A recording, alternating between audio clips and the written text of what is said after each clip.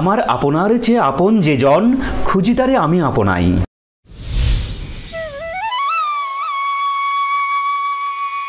11ই জ্যৈষ্ঠ সাম্য, প্রেম ও বিদ্রোহের কবি কাজী নজরুল ইসলামের 126তম জন্মবার্ষিকী। ইংরেজি 1899 ও বাংলার 1306 বঙ্গাব্দে 11ই জ্যৈষ্ঠ অবিভক্ত ভারতের বর্ধমান জেলার আসানসোল জামুরিয়া থানার চুরুলিয়া গ্রামে তিনি জন্মগ্রহণ করেন।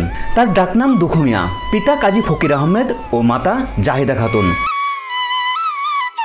বাংলা সাহিত্যে বিদ্রোহী কবি হিসেবে পরিচিত হলেও কাজী নজরুল ছিলেন একেধারে কবি, গল্পকার, উপন্যাসিক, নাট্যকার, শিশু সাহিত্যিক, প্রাবন্ধিক, সম্পাদক, চলচ্চিত্র কাহিনীকার, চলচ্চিত্র পরিচালক, গায়ক, সঙ্গীতজ্ঞ ও অভিনেতা সহ বিশেষ জ্ঞানের অধিকারী ছিলেন তিনি। বিদ্রোহী কবি কাজী নজরুল ইসলাম ছিলেন প্রেম, বিরহ, বেদনা ও সাম্যের কবি। তিনি ছিলেন বাংলা সাহিত্য, সঙ্গীত তথা সংস্কৃতির অন্যতম প্রধান পুরুষ। ব্রিটিশ বিরোধী আন্দোলনের সময় কাজী নজরুল ইসলামের লেখনী ধূমকেতুর মতো আঘাত করে জাগিয়ে তুলেছিল ভারতবাসীকে। বিদ্রোহী কবিতে পরিণত হন তিনি। বাংলাদেশের মুক্তিযুদ্ধে তার গান ও কবিতা ছিল প্রেরণার উৎস। বাংলাদেশের স্বাধীনতার পর 1972 সালে কাজী নজরুল ইসলামকে ঢাকায় সপরিবারে সদ্য স্বাধীন বাংলাদেশে নিয়ে এসে জাতীয় কবির মর্যাদায় ভূষিত করা হয়।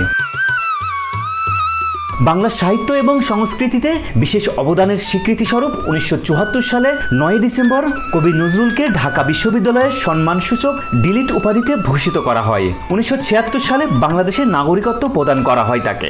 একই বছর 21শে ফেব্রুয়ারি কাজী নজরুল ইসলামকে 21শে পদকেও ভূষিত করা হয়।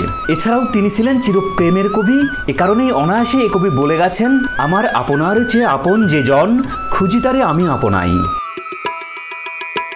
কাজী নজরুল ইসলাম চিকিৎসাধীন অবস্থায় 1976 সালের 29শে আগস্ট বাংলাদেশের মেডিকেল বিশ্ববিদ্যালয় পিজি হাসপাতালে চিকিৎসাধীন অবস্থায় শেষ নিঃশ্বাস ত্যাগ করেন।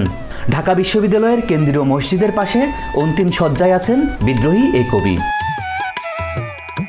সুব্রত বিশ্বাস, আমার টিভি।